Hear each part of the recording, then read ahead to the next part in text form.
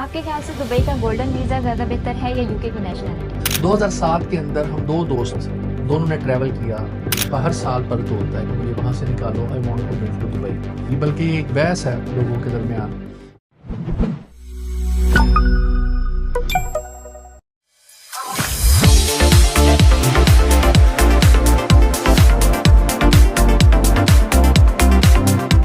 अस्सलाम वालेकुम, DSX properties से मैं हूं खतीजा यूसुफ और आज हमारी पॉडकास्ट की थर्ड एपिसोड है। थर्ड एपिसोड में आज फिर हमारे साथ मौजूद हैं CEO DSX properties mister Syed Hussain Wali sahab. अस्सलाम वालेकुम सर। वालेकुम सलाम। कैसे हैं आप? ठीक है। शुक्र। आपके ख्याल से दुबई का गोल्डन वीज़ा ज़्यादा बेहतर है या यूके की नेशनैलिटी? हाँ, ये आपका सवाल बड़ा अच्छा है और ये सवाल मेरे साथ अक्सर लोग करते हैं और ये बल्कि एक बहस है लोगों के दरमियान कि हम यूके की नेशनैलिटी लें या दुबई का गोल्डन वीज़ा। इसके लिए मैं आपको एक छोटा सा वाक़या सुनाता हूँ। 2007 के अंदर हम दो दोस्त दोनों ने ट्रैवल किया पाकिस्तान से। एक मेरा दोस्त यूके चला गया और मैं लकीली दुबई आ गया। यूके वाला मेरा दोस्त इस टाइम के ऊपर यूके पासपोर्ट होल्डर है और यूके के अंदर सेटल्ड है और मैं दुबई के अंदर अल्हम्दुलिल्लाह सेटल्ड हूँ।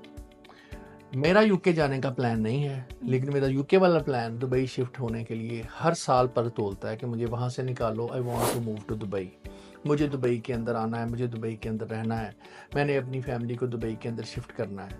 और अक्लमंद के लिए इशारा ही काफ़ी है, वो खुद ही समझ जाएगा जिसने ये सवाल का जवाब सुना कि यहाँ का यूके का पासपोर्ट बेहतर है या दुबई का वीज़ा। अगर वो यूके का पासपोर्ट या इन कंट्रीज़ के पासपोर्ट्स ही बेहतर होते तो ये मैं उसे कहता कि मैंने यूके आना है, I want to move my family over there, लेकिन वो मुझे कह रहा है कि मैंने यहाँ आना है। तो आई थिंक सो यूके का पासपोर्ट की एक अपनी जगह पे वर्थ है, उसको मैं डिनाइल नहीं करता, लेकिन लाइफ को अगर आप इंजॉय करना चाहते हैं और लाइफ के अंदर अगर आप अपना एक पीस ऑफ माइंड के साथ अपनी लाइफ स्पेंड करना चाहते हैं तो I think so Dubai is the best place. Alright. Dubai की सबसे ज़्यादा अट्रैक्शन क्या है? ये जो सवाल आपने किया ना दुबई की सबसे ज़्यादा अट्रैक्शन क्या है, तो मेरे ख्याल के अंदर दुबई में अट्रैक्शंस ही अट्रैक्शंस हैं। सिक्योरिटी में चले जाएं, बिजनेस में चले जाएं, टैक्सेस की छूट देख लें, अगर हम प्रॉपर्टी गेन देख लें, हम यहाँ पे कोई प्रॉपर्टी गेन टैक्सेस नहीं है।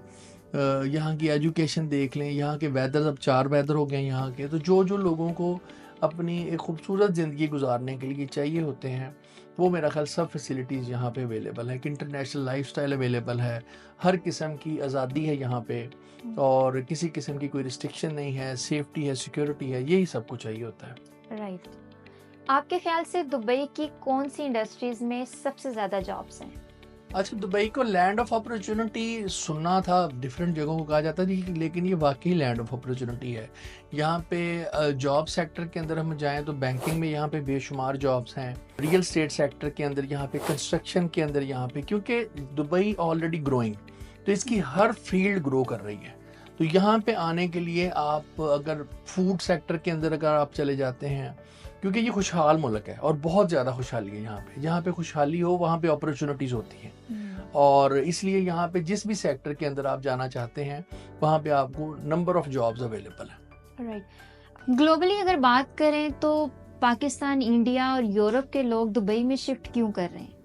अच्छा, हमारे ये कुछ फॉरेन, ये जो यूरोपियन कुछ हमारे लोग हैं, दोस्त हैं हमारे बड़े अच्छे, उनसे हमने ये क्वेश्चन पूछा था कि आप यहाँ पे आके अपने, लेकिन ना 99% लोग जो स्पेशली इन कंट्रीज़ के अंदर रहते हैं वो दुबई के अंदर मूव होना चाहते हैं because of the security of Dubai. वो कहते हैं कि यहाँ जैसी सिक्योरिटी पूरी दुनिया में कहीं नहीं है, यहाँ पे रेसिज्म नहीं है, यहाँ पे कोई ऐसी चीज़ नहीं है, तो हर बंदा अपना सेकंड होम दुबई के अंदर रखने के ऊपर बजिद है। पहले लोग थोड़े से रिलक्टेंट होते थे, लेकिन जब से गोल्डन वीज़ा आया और वो 6 मंथ्स के अंदर ट्रैवलिंग वाला अब इशू नहीं रह गया, तो ख़ास तौर पे यूरोपियन, ब्रिटिश, यूएस के जो लोग हैं, कनेडियन, बहुत सारे ऐसे लोग हैं जिन्होंने गोल्डन वीज़ा सिर्फ इसलिए लिए हैं ताकि वो पीस ऑफ माइंड के साथ अपनी लाइफ को यहाँ पे स्पेंड कर सकें और स्पेशली अपने बच्चों को यहाँ मूव कर सकें। राइट। आपके ख्याल से स्किल्स या डिग्री क्या ज़्यादा इम्पोर्टेंट है? मेरे ख्याल के अंदर स्किल्स ही होनी चाहिए इंसान के हाथ में। डिग्री एक इम्पोर्टेंट रोल डेफिनेटली है कि डिग्रीज के साथ आपको चीज़ें होती हैं, लेकिन अगर हम एट द एंड देखें तो वहाँ पे हमारी स्किल्स जो है ना वो हमें मेरे ख्याल में भूखा नहीं बनने देती। राइट। अच्छा, जैसे कि दुबई में बहुत सारी नेशनैलिटीज़ हैं, तो आपके ख़्याल से दुबई में रहने वाले लोगों को आप कौम कहेंगे या हजूम? आपकी क्या राय है इस बारे में? अच्छा, ये क्वेश्चन ना एक टर्की से भाई आए मेरे पास विज़िट करने यहाँ पे, और वो मुझे बड़ी देर कन्विंस करते रहे कि आप जो टर्की की आप नेशनैलिटी लें, उसका पासपोर्ट, वहाँ की प्रॉपर्टीज़ लें। उनकी बातों में कोई इतनी जान नहीं थी डेफ़िनेटली। फिर तो उस डिबेट के अंदर दुबई ने विन किया। उन्होंने भी मेरे से सेम क्वेश्चन ही किया था। देखें, कौम और हजूम में फ़र्क क्या होता है? कौमें वो होती हैं जो एक दूसरे को अपने पैरों के तले रोंदे ना। वो कौम नहीं होती कि जिस कौम के अंदर हम रहें और हमारे घर से निकलने वाला बच्चा, हमारे घर से निकलने वाली हमारी ख़वातीन महफूज ना हो। लेकिन अगर कौम और हजूम में फ़र्क किया जाए तो कौम वही होती है जहाँ पे आपकी सेफ्टीज़ हो, जहाँ पे आपकी सिक्योरिटीज़ हो, जहाँ पे आपकी रूट्स हमारी वही हैं, जहाँ पे रूट्स तो तब बनेगी ना जब हम सेफ रहेंगे। एग्ज़ैक्टली। तो अगर यहाँ पे अगर मैं दुबई को कंसिडर करूँ तो मेरे ख्याल के अंदर दुबई एक मल्टी कल्चर कौम बन चुकी है, जहाँ पे सारे लोग, अब तो रंग बिरंगे लोग एक जगह पे के ऊपर है, पूरी दुनिया से लोग यहाँ पे हैं और एक मल्टी कल्चर इवेंट के अंदर हम अपनी ज़िंदगी गुजार रहे हैं।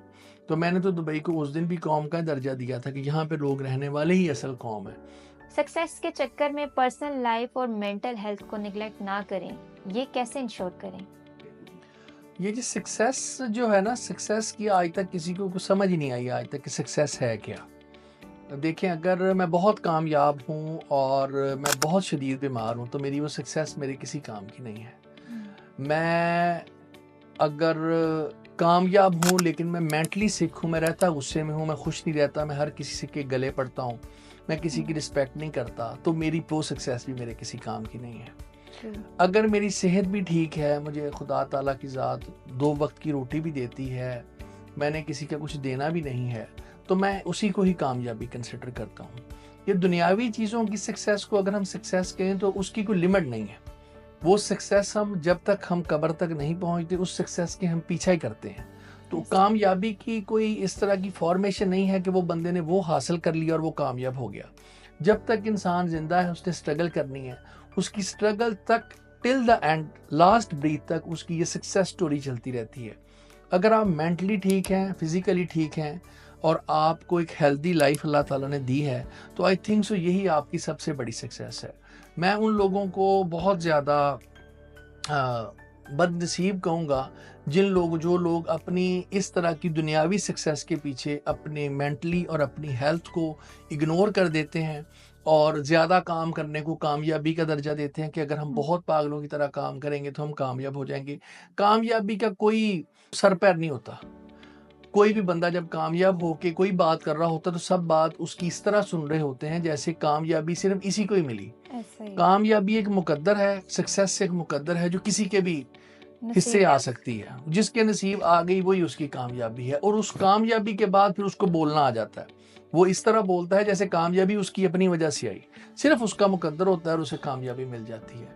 एक ही कमरे में रहने वाले शेयरिंग के अंदर 20-20 लोग रहते हैं, उनमें से एक अगर कोई बहुत बड़ा बंदा बन जाता है तो वो पिछले 19 बंदे जो थे बस वो बेचारे अपने मुकद्दर के हाथों मजबूर हुए, उन्होंने कामयाबी नहीं, कमी उनके अंदर भी कोई नहीं है। तो अल्लाह ताला सबको कामयाब करे और सबको सेहत, ज़िंदगी, तंदुरुस्ती दे। आमीन।